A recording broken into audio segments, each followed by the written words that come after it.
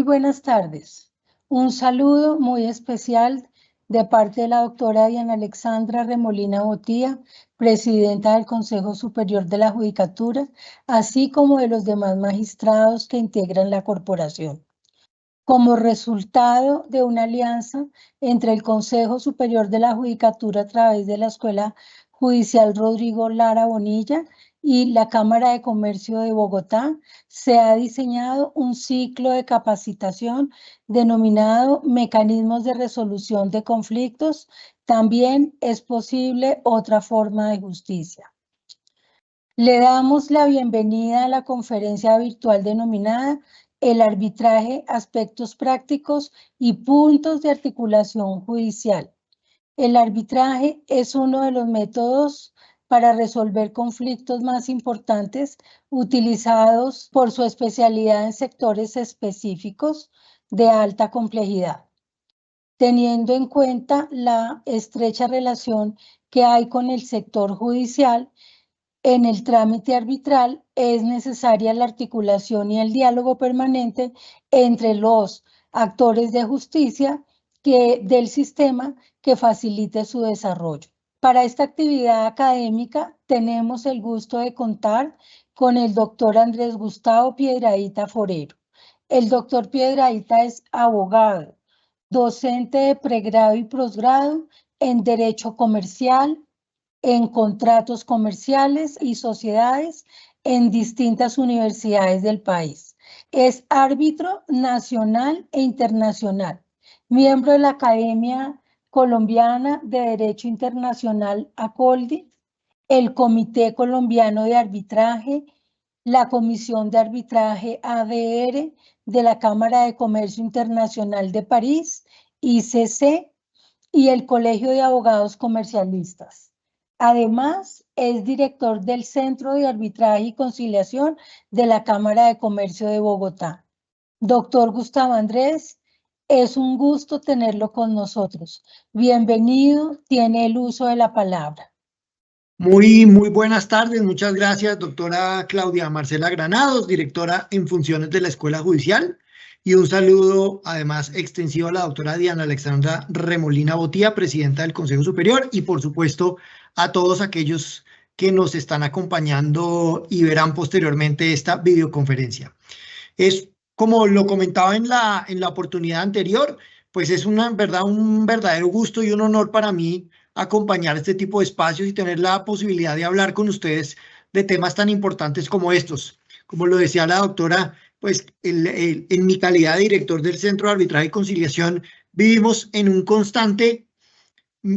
una constante iniciativa que nos permite hablar de arbitraje, que nos permite hablar de mecanismos de resolución de controversias, y qué bueno tener la oportunidad de hablarlo con ustedes que tanto hacen por la justicia de este país. Y como lo decía la doctora Claudia, pues el objetivo de hoy es hablar sobre el arbitraje. ¿Cuáles son esos aspectos prácticos y puntos de articulación que tenemos con la rama judicial y de qué manera podemos seguir explotando el arbitraje a partir de los beneficios que en alguna oportunidad también habíamos señalado? Y habíamos hablado en el pasado y en el anterior, quienes nos acompañaron en la anterior videoconferencia, pues hablamos de cierta manera de cuáles son los beneficios que tienen los mecanismos de resolución de controversias. Y hablamos de la eficiencia, hablamos de la celeridad y hablamos de la especialidad. Y yo les decía que esa especialidad es un punto supremamente relevante, porque qué interesante y qué importante para aquellos que acuden ante un juez o para aquellos que acuden ante una entidad o autoridad que les va a administrar justicia, salir con la tranquilidad de que el procedimiento les vaya bien o les vaya mal, pero el procedimiento, por lo menos su situación, su problema jurídico, su conflicto, sí lo entendieron. Y no irnos pensando, pero ¿será que sí se entendió? ¿Pero será que sí tuvo conocimiento en realidad? ¿Sí le pude expresar y sí me entendió lo que yo quería decir? Y ese es un elemento importantísimo que tiene el arbitraje, del cual no nos podemos nosotros desprender, la especialidad de quien lo hace. Y eso nos lleva entonces a que analicemos el día de hoy cuatro puntos que yo quería traer a consideración de ustedes y que podamos tener una conversación. Y tal como lo decía la doctora Claudia, por favor, siéntanse en la libertad de hacer las preguntas que consideren y pues en la medida de las posibilidades seguiremos hablando. Y he dividido esta conversación en tres puntos y uno de esos que hemos llamado bonus track. ¿No? Ustedes se acuerdan cuando uno compraba CDs en su momento que le aparecía una canción que no estaba en lo que el artista había lanzado y le decían bonus track. Aquí a esto le he querido poner un último punto, un pequeño punto que me parece relevante traerlo a consideración. Y el primero de ellos del que vamos a hablar es el pacto arbitral. ¿Qué es un pacto arbitral? ¿Cómo se entiende bien concebido un pacto arbitral y por qué resulta tan importante hablar del pacto arbitral, pero sobre todo hacer un pacto arbitral correcta y adecuadamente? Y aquí me voy simplemente a adelantar a un punto. Esto ya está inventado.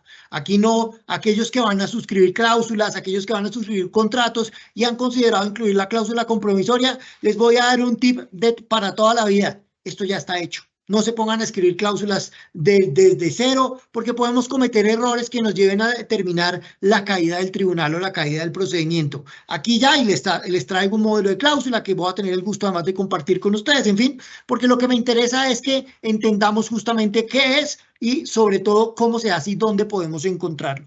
El segundo punto al que me voy a ver abocado tiene que ver con el procedimiento arbitral en sí mismo, la designación de árbitros, cómo se hace la designación de árbitros y qué implicaciones tiene esa designación, para hablar finalmente de los relevos, de los impedimentos y las recusaciones de los árbitros, un fenómeno que en un universo tan corto como el del arbitraje, tan corto como el de los árbitros, pues resulta constantemente presentándose. El tercer punto que voy a abordar es el recurso de anulación, el único recurso que tiene o frente al cual pueden someter a aquellas personas que han recibido un laudo, sin contar con el de revisión, que como ya veremos, pues simplemente es, como su mismo nombre lo indica, que se revise la decisión. Aquí ya vamos en el de anulación, que es el que le vamos a dar tal vez el mayor tiempo, pues el de anulación, como su nombre lo indica, busca que se entienda anulado el trámite por unas razones en particulares. Y aquí quiero también ser enfático en lo que voy a decir. La anulación o el recurso de anulación en el arbitraje no es ni siquiera parecido al recurso de reposición en un procedimiento ordinario o en un proceso judicial de la justicia ordinaria. ¿Por qué? Porque aquí no vamos a entrar a revisar el fondo del asunto. Aquí al recurso de anulación solo se puede llegar cuando se han evidenciado y se han palpado situaciones que hayan afectado evidentemente el debido proceso. No cuando hayan sucedido o se hayan suscitado situaciones pues que van directamente a la revisión de lo que hizo los árbitros, de lo que hicieron, perdón, los árbitros o de lo que hizo el árbitro. Eso no puede llegarse a él a partir del recurso de anulación. Y un punto final, como ya señalaba, un punto que le hemos denominado bonus track y que tiene que ver con ¿y qué pasa con la tutela? ¿Cabe la tutela? ¿Se puede utilizar la tutela? ¿La tutela concebida como la protección del derecho fundamental tiene cabida en el arbitraje? Pues será tal vez lo que en este tiempo que con mucho agradecimiento, reitero, hemos recibido esta oportunidad, pues hemos venido aquí a compartir desde la Cámara de Comercio de Bogotá. Y voy a arrancar con el primer punto, el pacto arbitral. Y voy a arrancar tal vez con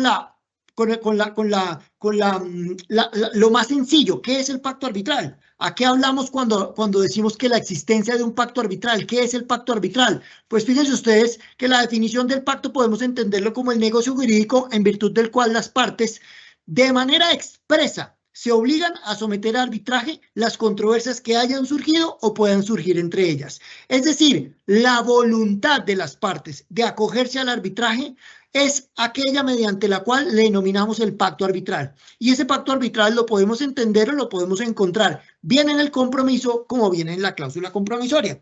Pero me voy a devolver un poquitico más atrás para arrancar a desmenuzar esta definición desde el comienzo. Negocio jurídico mediante la cual las partes se obligan, es decir, tenemos que tener en cuenta, como tal vez lo señalé en la anterior ocasión, que un elemento fundamental de los mecanismos de resolución de conflictos y que se ve con más fuerza en el arbitraje es la voluntariedad, es decir, la autonomía de la voluntad que manifiesta que las partes decidan resolver a partir de arbitraje sus conflictos o sus controversias. Uno puede acudir a la justicia ordinaria y demandar a una persona sin preguntarle si quiere ser demandado o sin preguntarle si estaría bien para él que lo demande. Aquí en el arbitraje no funciona así. Aquí en el arbitraje debemos encontrar que en algún momento las partes han decidido acogerse al arbitraje, que en algún momento las partes han determinado la posibilidad de que sus controversias se sometan a arbitraje como el mecanismo de resolución de conflictos elegido. Y esa decisión puede entonces estar contenida, como ya lo señalaba, en dos elementos o en dos momentos. Si estamos suscribiendo un contrato y hemos decidido entre contratante y contratista, antes de firmarlo, que requerimos incluir una cláusula compromisoria, pues el pacto arbitral quedará inmerso en esa cláusula. Es decir, será una cláusula del contrato mediante la cual las partes han decidido que quieren someter a arbitraje las controversias que se hayan suscitado.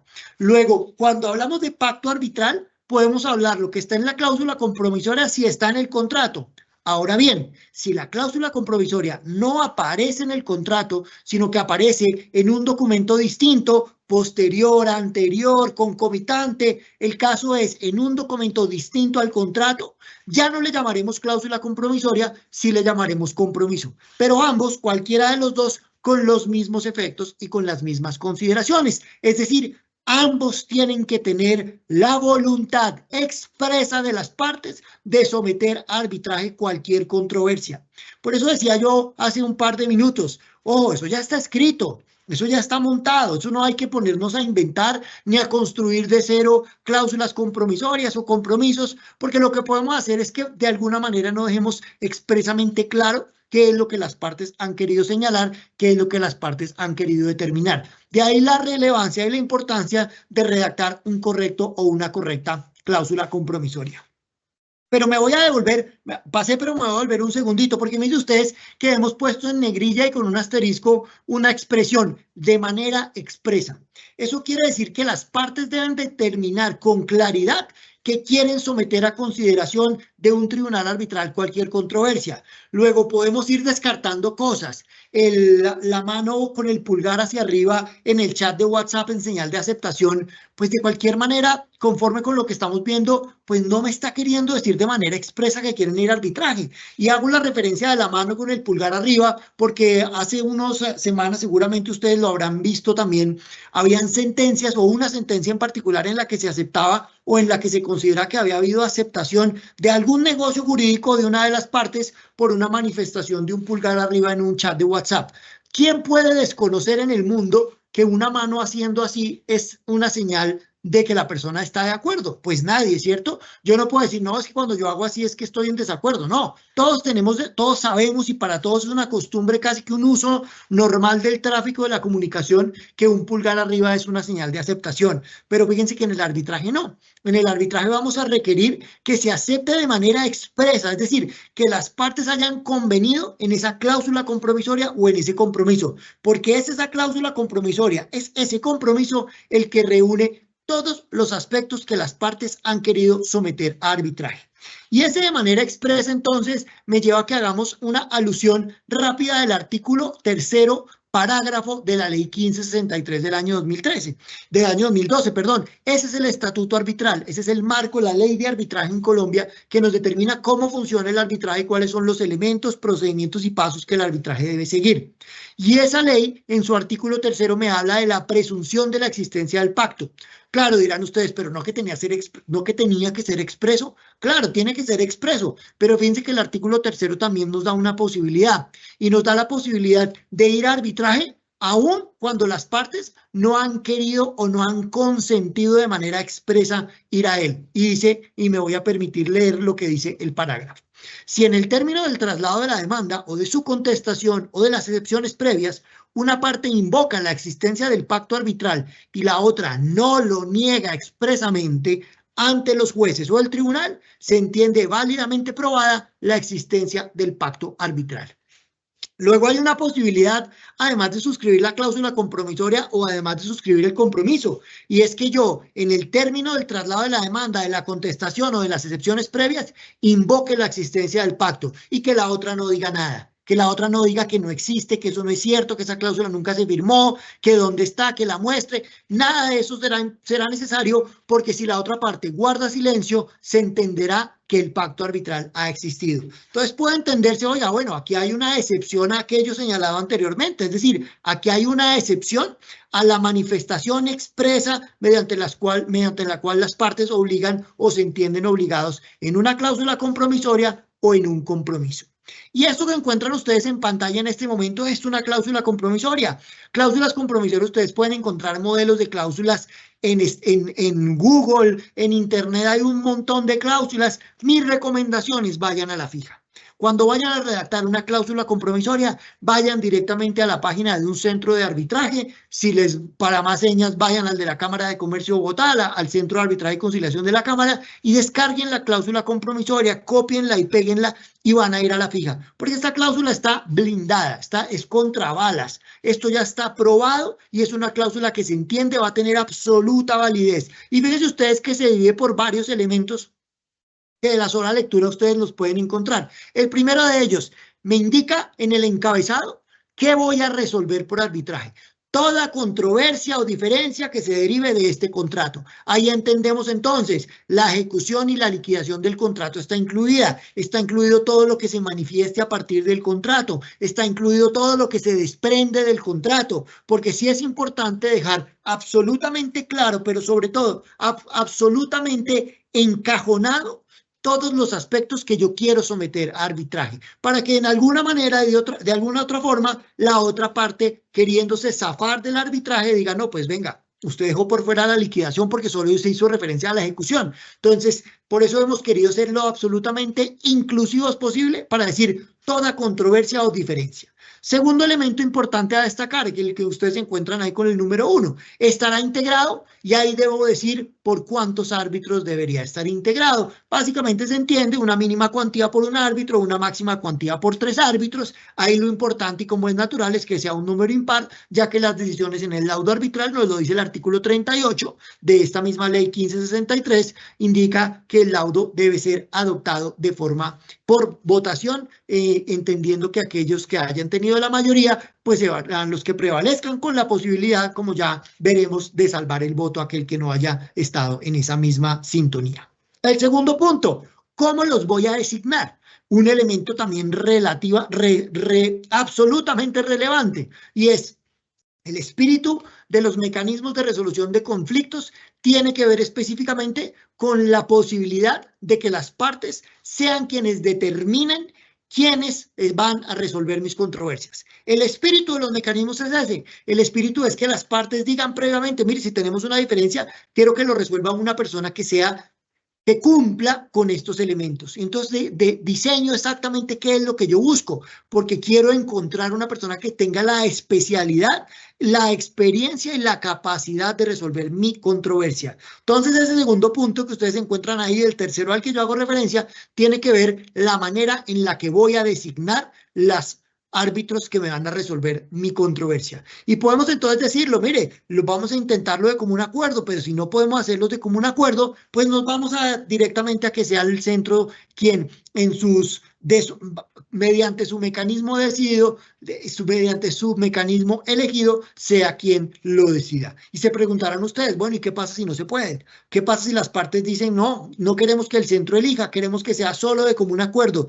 Pues no se pueden quedar eternamente de común acuerdo intentando cuando yo digo, yo quiero que sea Pedro, y usted dice que quiere que sea María, y usted no quiere que sea Pedro, y yo no quiero que sea María. Entonces no vamos a ponernos de acuerdo jamás. Pues la norma ha entendido que cuando una situación de esa se presente, yo lo que tengo que hacer será remitirlo al juez y que sea el juez quien me resuelva ese elemento en particular, quien me resuelva quién va a ser el árbitro que va a resolver mi controversia.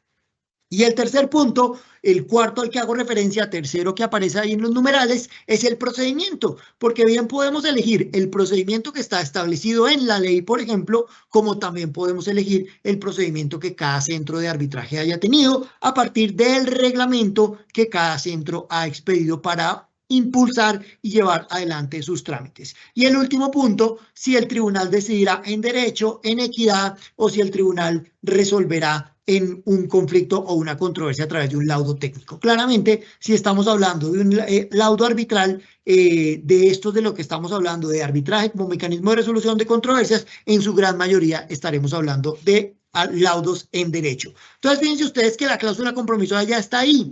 Y si cambio la diapositiva, no se preocupen. ¿Por qué? Porque en la página del Centro de Arbitraje de la Cámara de Comercio de Bogotá, Centro de Arbitraje y Conciliación.com, ustedes van a encontrar todas las posibilidades de cláusula compromisoria, si una entidad es estatal, si ambos son privados, si estamos hablando de arbitraje abreviado, si estamos hablando de arbitraje social, es decir, todas las posibilidades y todas las maneras en las que la cláusula se puede manifestar, ustedes la pueden encontrar ahí para que simplemente sea copiar, pegar y la lleven en su contrato y simplemente indiquen o llenen estos apartes que yo he señalado que pueden ser un árbitro 3, la manera en la que van a designar el árbitro, el procedimiento al que se van a someter y si el tribunal decidirá en derecho, en equidad o será un laudo de aspecto técnico. Y eso me lleva entonces a seguir ahondando un poquitico más en ese pacto arbitral, en ese procedimiento arbitral al que hacemos referencia. Y fíjense ustedes que aquí hay 4 elementos que podemos resaltar. Desde la administración, desde el procedimiento, desde la cuantía y desde el ámbito territorial. Y entonces encontraremos que un procedimiento arbitral será ad hoc desde su administración si no se adelanta a través de un centro. Si las partes han decidido otorgarle a un árbitro la potestad para que resuelva su controversia a partir de una cláusula compromisoria, pero los árbitros no se han sometido a ningún centro que promueve adelante y lleve a cabo ese procedimiento, le llamaremos entonces un tribunal ad hoc y será institucional cuando sea adelantado a través de un centro. En el mismo sentido, el procedimiento será legal cuando se someta a las reglas y procedimientos de la Ley 1563 del Estatuto Arbitral y en sus vacíos al Código General del Proceso. Y será reglamentario cuando el tribunal arbitral se adelante específicamente con las reglas o el reglamento del centro.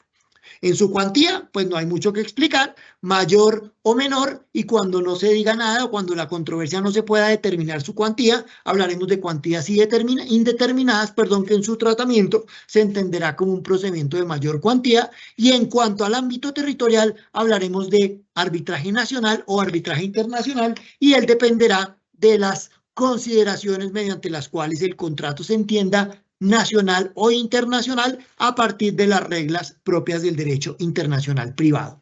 Y cuando hablamos entonces de una entidad pública como parte del procedimiento, tendremos, y ustedes se darán cuenta, subrayado el arbitraje institucional desde su administración y legal desde su procedimiento.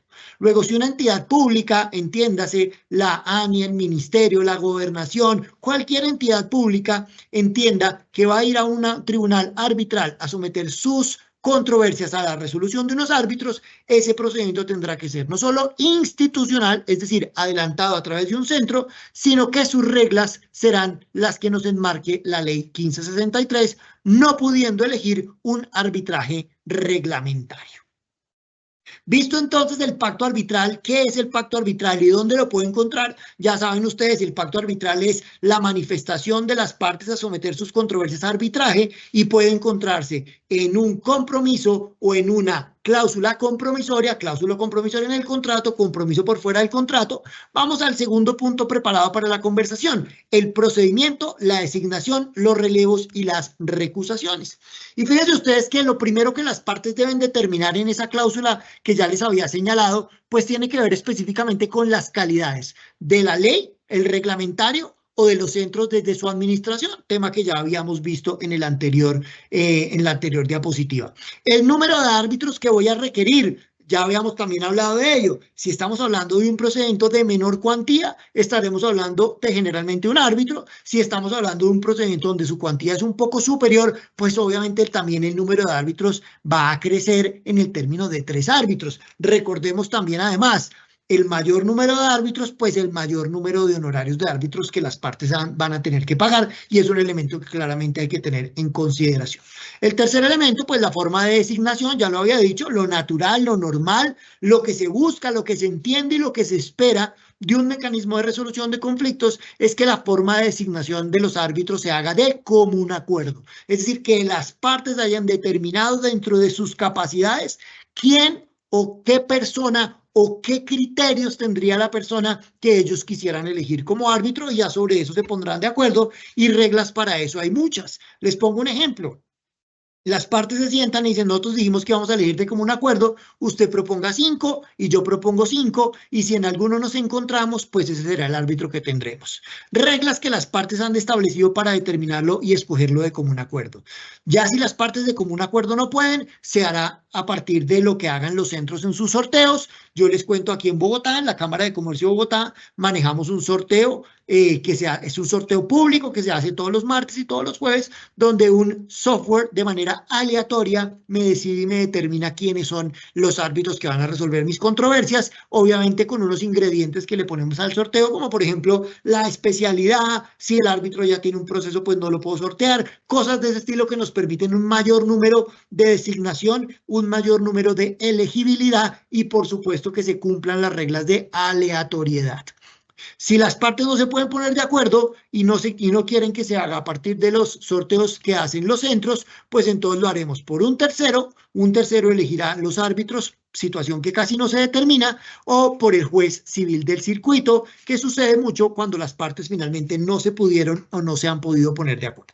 Cuando yo ya tengo designado mi árbitro y cuando ya he dado la designación del árbitro por cualquiera de estos medios, corre sobre los árbitros un deber muy importante que trae la Corte Constitucional, incluso en una sentencia del año 2013, más específicamente la sentencia C-305 del año 2013, donde los árbitros se les indica, ustedes cuando han sido designados tienen un deber de informar las relaciones de amistad, enemistad, de empatía, simpatía o antipatía que puedan llegar o cualquier otra consideración que les vaya a permear su consentimiento que tengan con alguna de las partes.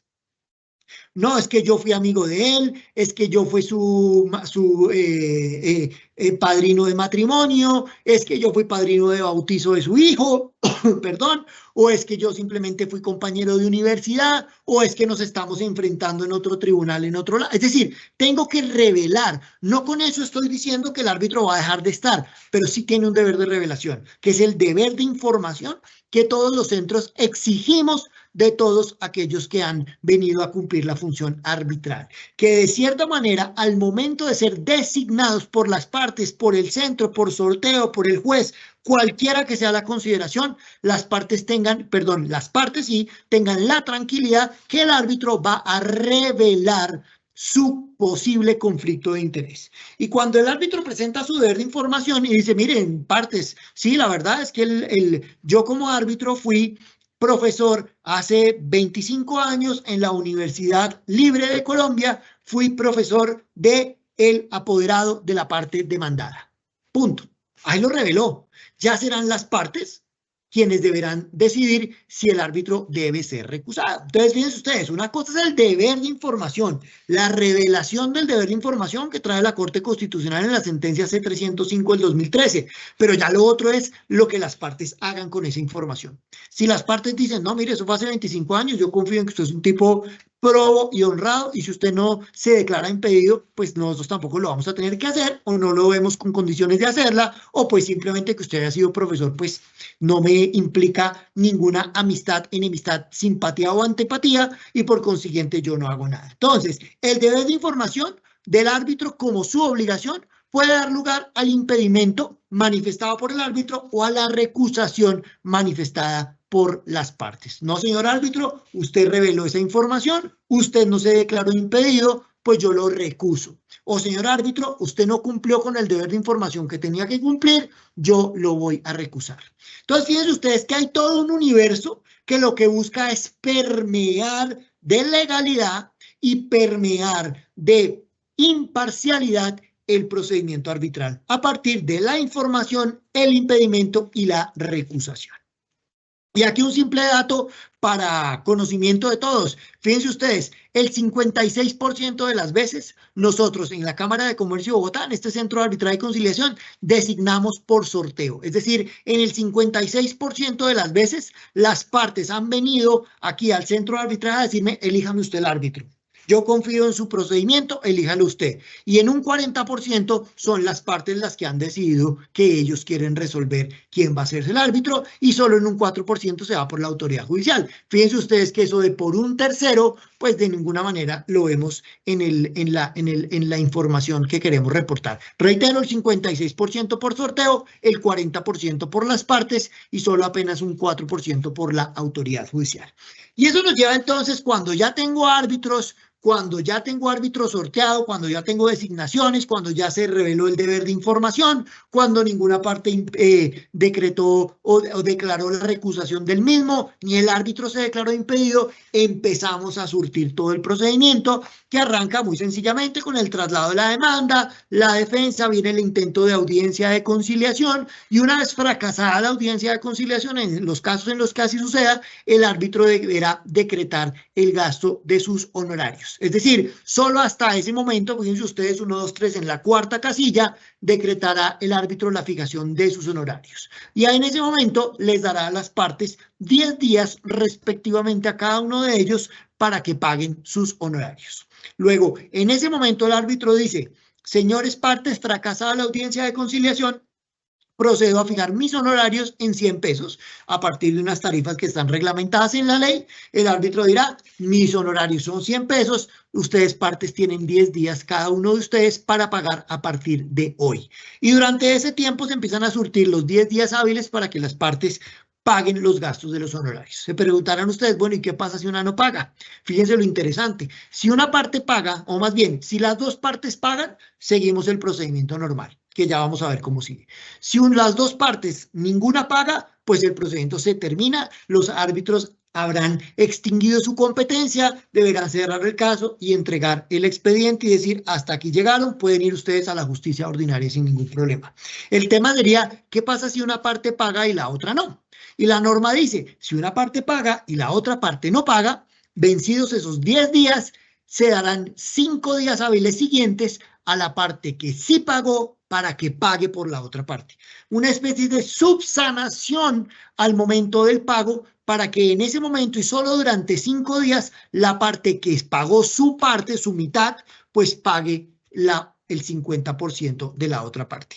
Y después, a partir de ahí, como habrá pagado por él, pues será un título ejecutivo a su favor y podrá cobrarlo de manera ejecutiva, perdón la redundancia. Y el procedimiento entonces continuará. Entonces, porque las partes paguen ambos de común acuerdo, pagaron cada una de ellas la parte que le corresponde, o porque una parte paga por las dos, se entiende que el procedimiento continúa su trámite y vendría la primera audiencia, que será la primera audiencia de trámite, que se llama así en la norma, y fíjense ustedes que esto trae un asterisquito porque nos dice, a partir de ahí, empiezan a partir de esa audiencia, empezamos a contar los 10 días, perdón, los 6 meses, que son los 6 meses que dice la norma, dura un procedimiento arbitral, 6 meses prorrogables por 6 meses más, como dice el artículo 10 de la ley 1563. Después ya vendrá básicamente lo de cualquier procedimiento, las pruebas, los alegatos de conclusión, y en ese momento, sin que hayan transcurrido y sin que se haya cumplido el límite del procedimiento arbitral, es decir, los 6 meses prorrogables por 6 meses más, a partir de la primera audiencia de trámite, el árbitro o los árbitros o el tribunal deberá expedir un laudo arbitral. Laudo arbitral que será sometido a las aclaraciones, al recurso de revisión o al recurso de anulación, que es el punto siguiente de la conversación.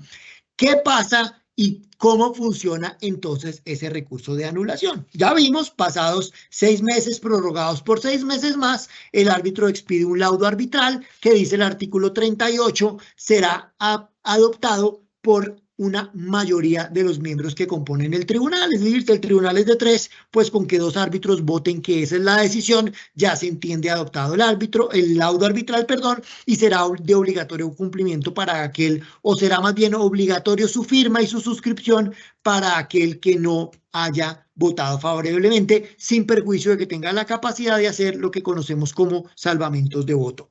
Y frente a la adopción del laudo, entonces, hay 2 recursos que proceden, el del artículo 45 y el del artículo 41.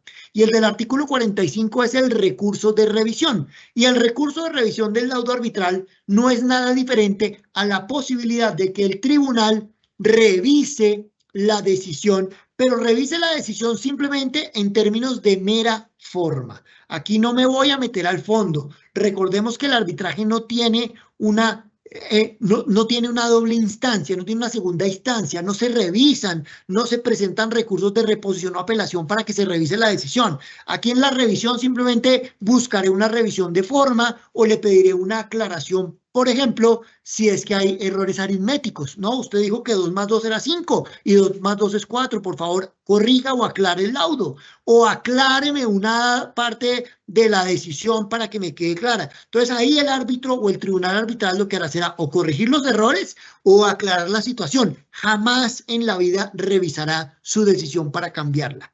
Y el otro aspecto, el del artículo 41, que es el punto que nos lleva, es el recurso de anulación.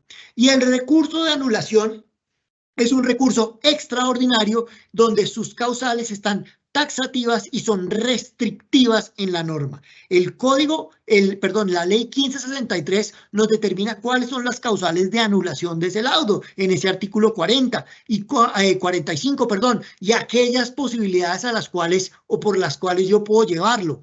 Lo único que sí tenemos que tener claro es cuál es la finalidad del recurso de anulación. Y la finalidad es hacer un control sobre los hierros improcedendo de los árbitros. Es decir, aquí no nos vamos a meter a revisar el fondo, ni por qué a revisar las normas sustantivas aplicables, ni por qué el árbitro decidió lo que decidió o consideró lo que consideró. No, aquí lo que vamos a hacer es decirle al árbitro, usted cometió un error en su procedimiento, usted se saltó algunos de los elementos del arbitraje que han hecho o hacen que ese error de procedimiento nos permita ir a un recurso extraordinario de anulación, donde además de eso, y hay que tenerlo muy en cuenta, el árbitro ya agotó su competencia, el árbitro ya expidió el laudo, el árbitro ya no tiene cómo cambiarlo, ya no tiene competencia para hacerlo, por consiguiente esto debe hacerse ante el tribunal o ante el Consejo de Estado dependiendo de la cuantía y dependiendo de las partes involucradas y nos iríamos directamente a buscar esa anulación justamente por errores en el procedimiento. No procede, reitero, contra los presuntos errores en los que incurren los árbitros al interpretar las normas. Es decir, el recurso de anulación no busca de ninguna manera que el árbitro revise y cambie su decisión. Busca, sí, que el juez decrete, fíjense aquí no es que el árbitro decrete, que el juez decrete que ese tribunal o que ese árbitro o que ese tribunal arbitral cometió errores en su procedimiento. ¿Y cuáles? Pues aquí están, fíjense ustedes, 1, 2, 3, 4, 5, 6, 7, 8 y 9. Inexistencia, invalidez o inoponibilidad. Caducidad del procedimiento, falta de jurisdicción, se constituye el tribunal de manera indebida, hay indebida representación, hay ausencia de notificación. Fíjense que hasta ahora solo hablamos específicamente de fallas en el debido proceso. Ausencia de la práctica de pruebas, no se decretaron las pruebas, no se le concedió a una parte la prueba que estaba pidiendo, no se decretó, determinó una de las pruebas que se estaban solicitando, el laudo se expide fuera del término, ya les había dicho. Después de la primera audiencia de trámites empieza el conteo de términos y el tribunal durará 6 meses, prorrogable por 6 meses más. Si el laudo arbitral se expide fuera de ese término, también será entonces sometido a causal de anulación, será un laudo fuera del término, que el fallo sea en conciencia o en equidad, por ejemplo, cuando las partes han establecido en la cláusula compromisora. Ustedes se acuerdan, la cláusula compromisora que vimos diapositivas atrás, veíamos como un elemento es ¿cómo va a decidir el tribunal? ¿Va a decidir en derecho? ¿Va a decidir en equidad? ¿O va a decidir de aspecto técnico? Si falla diferente a la manera en la que las partes lo pidieron, contaremos o encontraremos entonces también que tenemos una causal de anulación del laudo. Disposiciones contradictorias en el mismo laudo, que diga una cosa y en el siguiente inciso diga una cosa que se contradice con la anterior, pues ahí también habrá una disposición contradictoria que hará o someterá al recurso de anulación, o el laudo con aspectos no sujetos a la decisión de los árbitros. También es muy importante tener en cuenta qué fue lo que yo le concedí al árbitro, qué fue lo que yo le permití al árbitro hacer, qué fue lo que yo le permití al árbitro determinar. Si yo estoy saliéndome de esas posibilidades, pues claramente ahí encontramos disposiciones contradictorias que harán que el recurso de anulación pueda llegar a proceder. 4 elementos que me parece importante resaltar sobre el recurso de anulación. Primero, es importante que estudiemos el número de recursos interpuestos contra laudos arbitrales. En la medida que nos va a permitir probar una hipótesis, el arbitraje brinda seguridad jurídica. ¿Por qué? Porque fíjense ustedes, primero, la cifra de recursos de anulación interpuestos es muy corta. Entre el 2006 y el 2018, para tomar una muestra de referencia, 345 recursos presentados. 345 recursos presentados que apenas corresponde al 33% de los laudos expedidos en ese periodo. Es decir, entre el 2006 y el 2018 se expidieron 1.052 laudos y solo de esos 1.052, 345 se presentaron recurso de anulación. Que se presente el recurso de anulación no quiere decir que el recurso de anulación se conceda. Hasta ahora estamos diciendo se presentaron. Entonces, el primero de ellos, vea, de 1.000 y pico, solo 345 se han presentado recursos de anulación. Y de esos 345, únicamente, óiganme la cifra, únicamente el 2% de ellos se ha concedido la anulación. Es decir, que de ese gran universo de laudos en los que se ha presentado el recurso de anulación, de ese número, solo el 2% se ha procedido o ha procedido el recurso de anulación. Lo anterior que nos está demostrando que no a mayor cantidad de laudos emitidos se presentan mayor cantidad de recursos. Uno. Y segundo, que no a mayor cantidad de recursos presentados se presentan o proceden las anulaciones por parte del juez competente. Todo esto nos redondea entonces la hipótesis señalada en el ítem primero. El arbitraje brinda seguridad jurídica con total y absoluta claridad. Y ya para cerrar, además entendiendo, porque ya quedan pocos minutos del espacio que muy amablemente me han concedido, quiero ir rápidamente al bonus track. Y el bonus track es, ¿y la tutela? Porque todos sabemos, claro, la tutela es una garantía constitucional de nuestra Constitución Política Colombiana de 1991 que busca la protección del derecho fundamental, ¿cierto? El tema es que, como seguramente ustedes también coincidirán conmigo, ustedes que además les toca resolver esto constantemente, sabrán, oiga, la gente está como que abusando de la tutela, como que por todo tutelan, y por todo meten tutela, y ponen la tutela, interponen la tutela, y ustedes resuelvan tutela, y en muchos de los casos toca resolver diciendo, usted tenía otra oportunidad, usted tenía otra opción, perdón, usted tenía otro camino. La tutela es solo cuando se vulneran derechos fundamentales, pero solo además cuando no hay otro camino diferente. Y para esos efectos me parece absolutamente relevante, incluso para cerrar esta conversación, contarles lo que dice la sentencia SU 500 del año 2015, que entra a resolver este punto y que me voy a permitir rapidísimamente de leer. Dice, en el auto 051 del 2012, la Corte indicó que la idoneidad del recurso de anulación como mecanismo de protección de derechos fundamentales debe analizarse en el caso concreto, toda vez que este recurso solo procede por las causales estipuladas en la ley, las cuales están relacionadas con aspectos procesales. Acuérdense por allá en los errores y hierros del improcedendo, del procedimiento. En tal sentido, señala la mencionada providencia, la Corte podría admitir, y lo ha hecho, la interposición de la acción de tutela contra un laudo arbitral, incluso si que se hubiera agotado el recurso de anulación.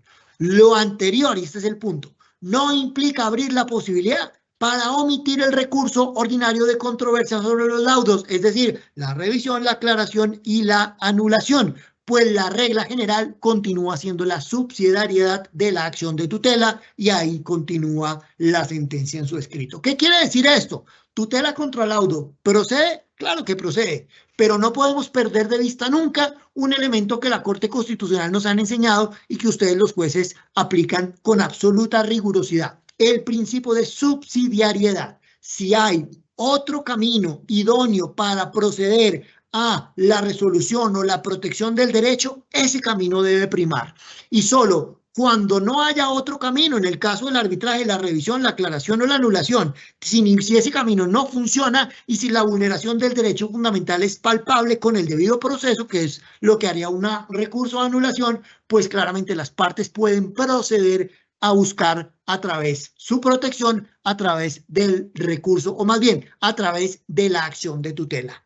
Entonces, para concluir, Tutela contra el laudo, ¿procede? Claro que procede, pero recalquemos el principio de subsidiariedad. El pacto arbitral, el negocio jurídico mediante el cual las partes deciden acudir al arbitraje, que lo podemos encontrar en la cláusula compromisoria o en el compromiso. Y a partir de ahí se desata todo un procedimiento completamente regulado, bien sea en la ley 1563 o en los reglamentos de cada centro arbitral, que nos va determinando cómo va andando ese procedimiento. Y a partir de ahí funciona muy similar a cómo funciona un proceso judicial: etapa probatoria, alegatos de conclusión y la sentencia, que en este caso sería el laudo arbitral, al que le procede el recurso de revisión o aclaración para aspectos meramente aclarativos, como su nombre lo indica, o el de anulación, en el que se busca anular toda la decisión solo y únicamente basados en un error en el debido proceso. Hasta ahí sería la conversación que teníamos planteada para hoy, agradeciendo por supuesto el tiempo, el espacio y sobre todo quienes han concurrido a oírla y acompañarme, y por supuesto yo, doctora, quedo muy atento a cualquier cosa que ustedes requieran de mi parte. Doctor Piedrahita, muchísimas gracias.